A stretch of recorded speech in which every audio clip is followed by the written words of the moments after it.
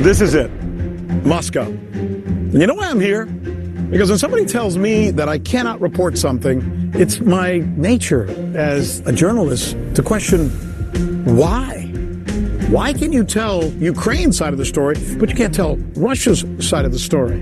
That would be a half-truth. You know another way of saying half-truth? A lie.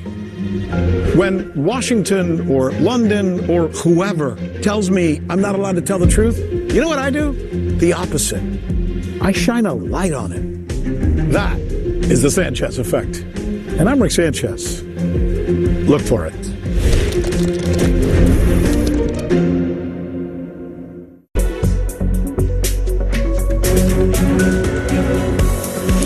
As possible restart of the conflict with Iran looms, Donald Trump attempts to bypass a law requiring congressional approval for war. Power outages, petrol shortages, and no way to import new parts. Cuba's transport infrastructure is struggling to stay afloat amid a total U.S. blockade of the country. Now we report on Cuba's attempts to keep the wheels of its transportation system turning despite the U.S. embargo, and that's as Washington imposes new sanctions on key industries of the island nation. Russian forces successfully escort a convoy of refueling trucks into Mali's capital and destroy a camp of militants despite Western reports of a total blockade of Bamako.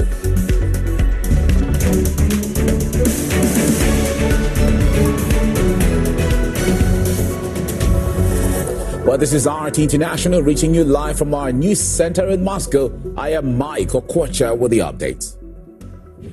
Now, the U.S. has ended its hostility with Iran, despite that's how Donald Trump has stated the situation in a letter to congressional leaders obtained by media outlets. Now, it was published right ahead of the 60-day waiver deadline, which allows the U.S. president to carry out military actions without congressional approval.